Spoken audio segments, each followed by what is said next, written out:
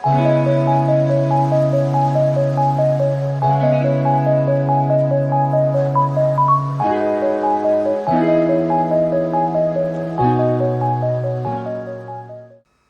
दोस्तों, एक बार फिर से स्वागत है आपके अपने यूट्यूब चैनल पे जिसका नाम है लर्न विद एडू फंडा। मैं हूं कौशल जायसवाल और आज हम बाहुबली एमसीक्यू सीरीज के दौरान ही आज हम डील करने वाले हैं सब्जेक्ट वर्ब एग्रीमेंट, या इसे लिंकिंग डिवाइस भी कहते हैं। और ये दोस्तों हर एग्ज़ाम के लिए इंपॉर्टेंट हो जाता है, और सीटेट रीट और जितने भी टीचर्स से रिलेटेड एग्ज़ाम है उसके लिए तो मतलब 2 क्वेश्चन फिक्स ही आने हैं। तो दोस्तों बड़े हुए समझते हुए चलेंगे, आराम से पढ़ते हुए, फुल एक्सप्लेनेशन के साथ। तो एक बार बता दीजिए आवाज़ वगैरह सब सही हमारी? ओके दोस्तों, चलिए शुरू करते हैं। Let's start. देखिए, subject verb agreement. Subject verb agreement मतलब दोस्तों सब्जेक्ट के अकॉर्डिंग हेल्पिंग वर्ब यूज होता है। तो किस सब्जेक्ट के अनुसार कौन सा हेल्पिंग वर्ब यूज होगा यही हम समझेंगे, इसके साथ उसके जुड़े नियम देखेंगे। तो हमारा पहला है war and peace blanks an interesting novel. चलिए दोस्तों देखते हैं इसका क्या होगा। तो दोस्तों वार, एक मिनट में इंक ले लेता हूं।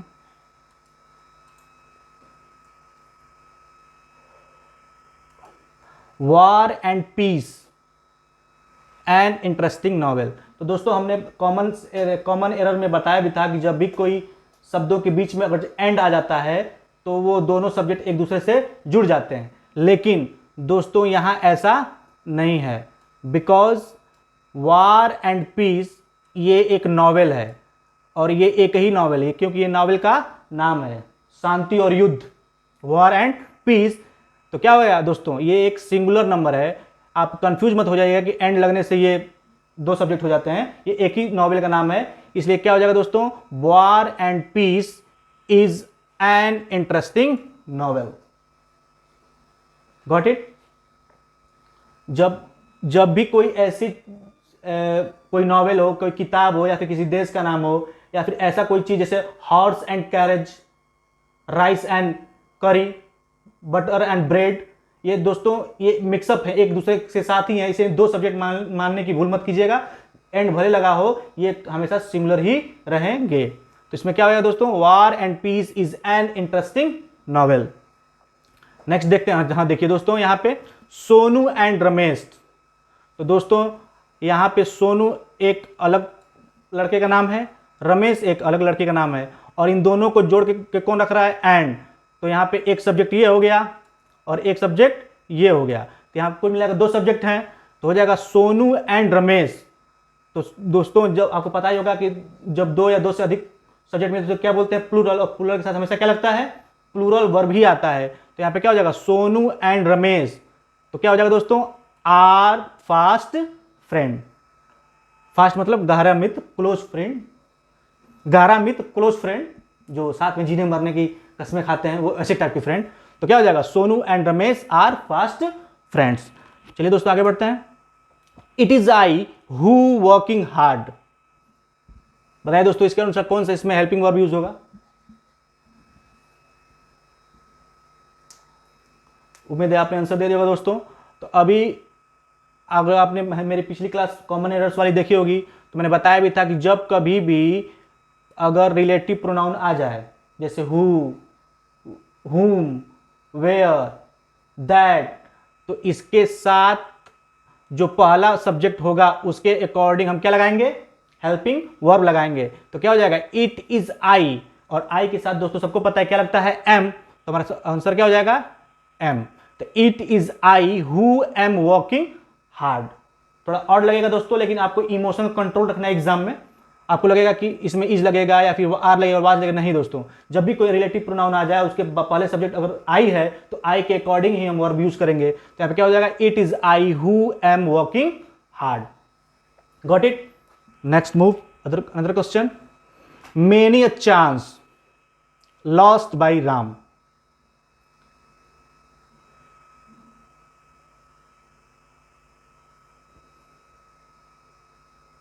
उम्मीद है आपने आंसर दे दिया होगा दोस्तों। मेनी अ चांस, तो दोस्तों अगर आपने पैसिव पढ़ा होगा तो उसमें जानते हैं कि बाई का यूज होता है।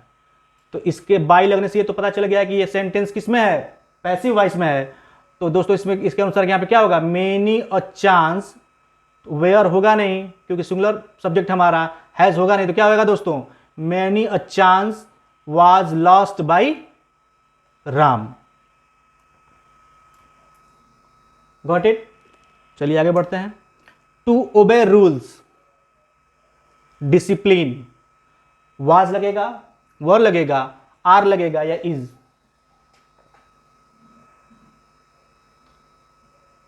उम्मीद है आपने आंसर दे दिया दोस्तों। तो टू ओबे रूल्स, तो दोस्तों रूल्स को देख के आप कंफ्यूज मत हो जाइएगा, यहां पे टू लगा हुआ है और आपको पता होगा जब कभी भी कोई क्वेश्चन या कोई सेंटेंस इन्फिनेटिव से शुरू होता है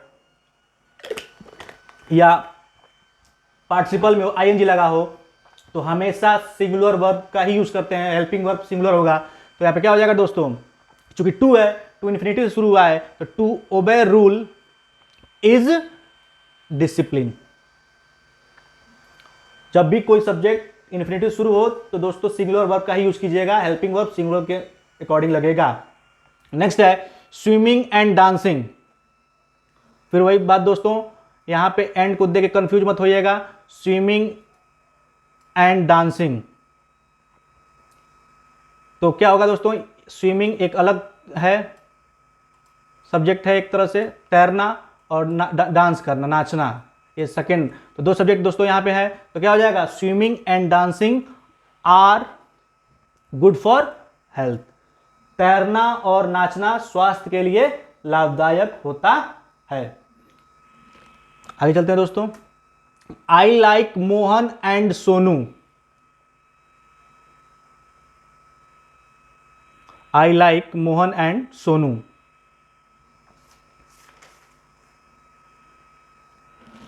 चलिए जवाब दीजिए दोस्तों। उम्मीद है आपने आंसर दे दिया होगा।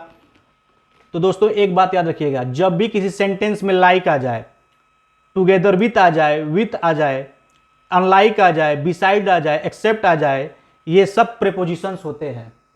अलॉन्ग विथ, टुगेदर विथ, ये सब क्या होते हैं, प्रेपोजिशन होते हैं। और आपको पता होगा दोस्तों प्रेपोजिशन के बाद के वर्ड को क्या बोलते हैं, ऑब्जेक्ट होते हैं। और कभी भी हेल्पिंग वर्ब जो लगाई जाती है वो सब्जेक्ट के अकॉर्डिंग लगाई जाती है। तो क्या हो जाएगा, आई लाइक मोहन एंड सोनू। तो हमारा मोहन एंड सोनू हमारा सब्जेक्ट नहीं है, हमारा सब्जेक्ट क्या है, आई है। तो इसके अनुसार क्या लगेगा, I like Mohan and Sonu am fond of apples. Got it. Next है my friend as well as my sister coming today. फिर वही बात दोस्तों, जब कभी भी किसी सेंटेंस में एज वेल एज आ जाए, अलॉन्ग विथ आ जाए, विथ आ जाए, टुगेदर विथ आ जाए, तो सब्जेक्ट कौन सा होता है, उसके बाद वाला नहीं, हमारा सब्जेक्ट होता है उसके पहले वाला। तो इसमें हमारा सब्जेक्ट क्या है, माई फ्रेंड्स। अगर दोस्तों वर्ब एग्रीमेंट पढ़ना है तो अगर हमें पता चल जाए कि सब्जेक्ट कौन सा है तो हम करेक्ट हेल्पिंग वर्ब यूज करते हैं। तो इसमें क्या होगा दोस्तों, my friend as well as my sister. तो हमारा सब्जेक्ट माई सिस्टर नहीं है, क्योंकि एज वेल एज लगने से हमारा सब्जेक्ट क्या बन जाता है, माई फ्रेंड्स। और माई फ्रेंड्स के अकॉर्डिंग इसमें सब्जेक्ट क्या होगा, माई फ्रेंड्स। चूंकि फ्रेंड्स प्लूरल है तो my friends as well as my sister are coming today. मेरे दोस्त के साथ साथ मेरी बहन भी आज आ रही है। ओके दोस्तों, कौन कौन सा, टुगेदर विथ, अलॉन्ग विथ इत्यादि जितने भी फ्रेजल वर्ब हैं ये आ जाते हैं। तो इनके साथ हेल्पिंग वर्ब लगाने से पहले हम पहले वाले सब्जेक्ट के अकॉर्डिंग लगाते हैं। नेक्स्ट है 100 of them were saved but a dozen injured.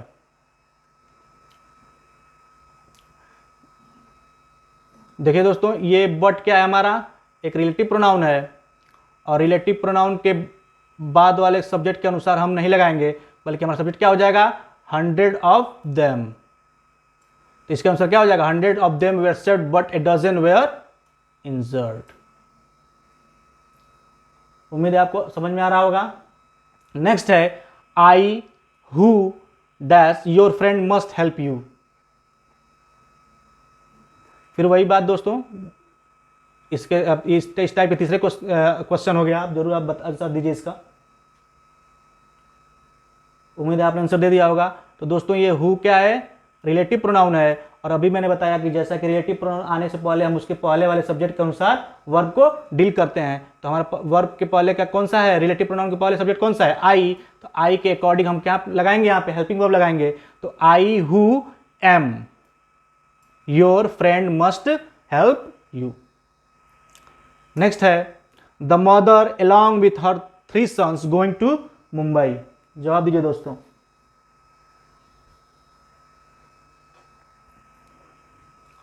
तो दोस्तों बताया भी था कि along with जब आ जाए तो सेम सिचुएशन, along with के साथ भी हमारा सब्जेक्ट कौन सा हो जाता है, उसके पहले वाला, यानी द मदर हमारा क्या है, सब्जेक्ट है। तो the mother along with her 3 sons, तो मदर हमारा क्या है, सिंगुलर नंबर है, ना कि हम ये आप इसको कंफ्यूज मत हो जाए 3 sons, चूंकि हमारे along with लगने की वजह से हमारा सब्जेक्ट क्या हो जाता है, द मदर, और द मदर के अकॉर्डिंग हमारा क्या होगा, the mother along with her 3 sons is going to Mumbai. Next है half of the mango rotten.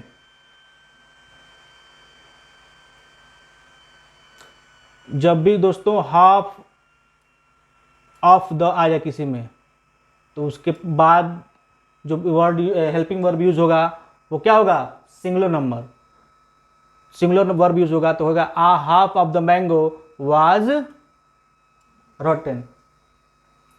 Next है हिज ग्लासेस न्यू, वाज लगेगा, वर लगेगा, आर या इज।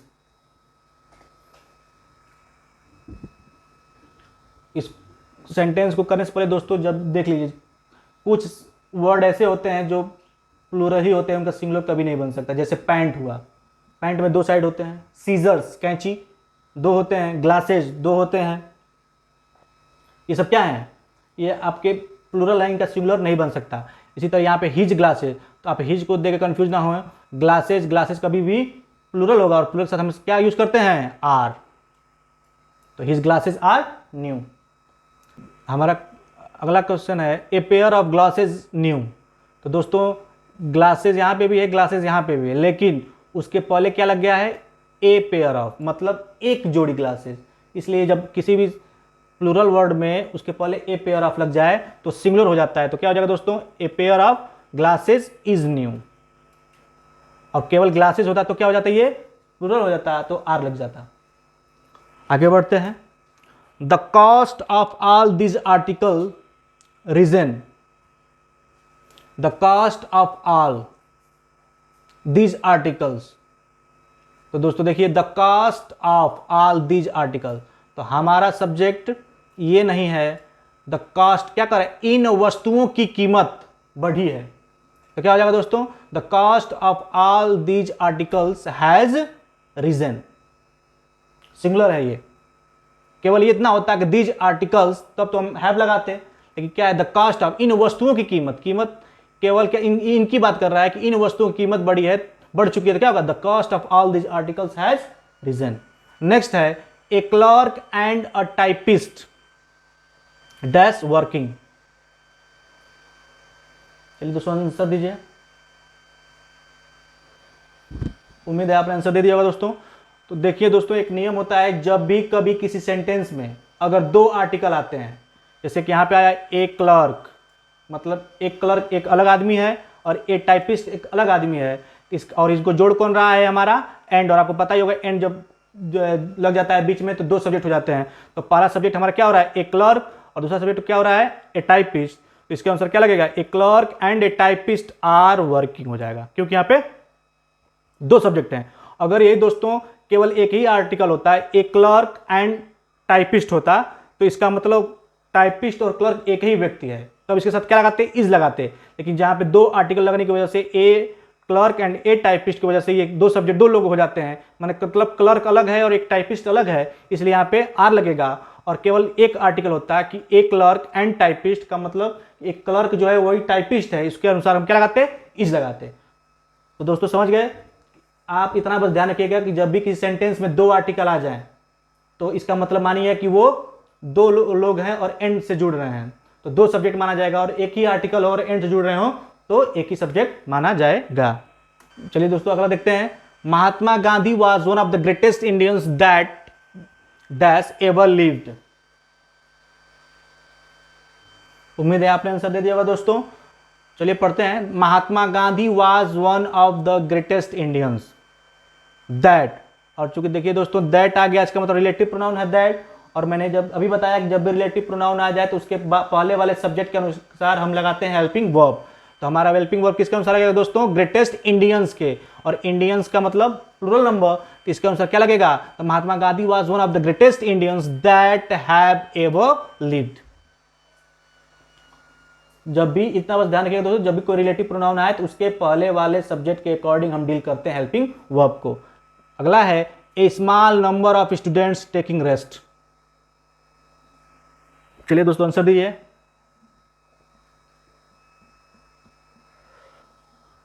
उम्मीद है आपने आंसर दे दिया होगा दोस्तों। तो इसको स्टार्ट करने से पहले बता दूं दोस्तों, जब भी कभी किसी सेंटेंस में ए स्मॉल नंबर आ जाए, मतलब ए नंबर आ जाए या स्मॉल नंबर आ जाए, तो ए आर्टिकल किसी भी नंबर के पहले, ए नंबर आपके पहले ए लगा हो, ए आर्टिकल लगा हो, तो इसका मतलब क्या है? प्लूरल हेल्पिंग वर्ब यूज होगा। तो यहां पे क्या हो जाएगा दोस्तों? A small number of student are taking rest. चूंकि प्रेजेंट कॉन्टिन्यूअस में वाक्य हमारा, तो क्या हो जाएगा? Small number of students are taking rest. और अगर दोस्तों इसी तरह आ जाए कि यहीं पे आर्टिकल ए की जगह पे द होता कि the small number of students, तो हम हेल्पिंग वर्ब सिंगुलर लगाते। तो समझिए दोस्तों, जब भी कोई ए नंबर ऑफ आ जाए तो इसके अनुसार प्लूरल हेल्पिंग वर्ब लगेगा, और अगर द आ जाए तो सिंगुलर वर्ब लगेगा। अगला है राइस एंड करी। अभी दोस्तों मैंने बताया था कि राइस और करी दो अलग अलग ना होकर एक ही है, और इसके ये क्या है? एंड भले लगा हो लेकिन राइस एंड करी एक ही है, इसके लिए ये क्या होगा? यहाँ पे इज होगा, is a good food. Rice and करी इज अ गुड फूड। ये 20 है, तो 20 लास्ट क्वेश्चन है दोस्तों, last but not least. The news correct. अभी मैं बताया कि किसी भी सब्जेक्ट के पहले अगर द आर्टिकल होता है तो सिंगुलर होता है, और द लगने की वजह से क्या हो जाएगा? The news is correct. यहीं पे होता अगर जो ए न्यूज तो आर लगता, क्योंकि द है इसलिए क्या हो जाएगा? इज। ये 20 क्वेश्चन दोस्तों उम्मीद है आपको समझ में आए होंगे, और इसके साथ छिपे इसके साथ संबंधित रूल भी समझ में आए होंगे दोस्तों। इसी के साथ मैं क्लास को ओवर करता हूं। तो दोस्तों don't forget like, share and subscribe at large level. तब तक के लिए मोटिवेटेड रहें, पढ़ते रहें। Good luck, thank you.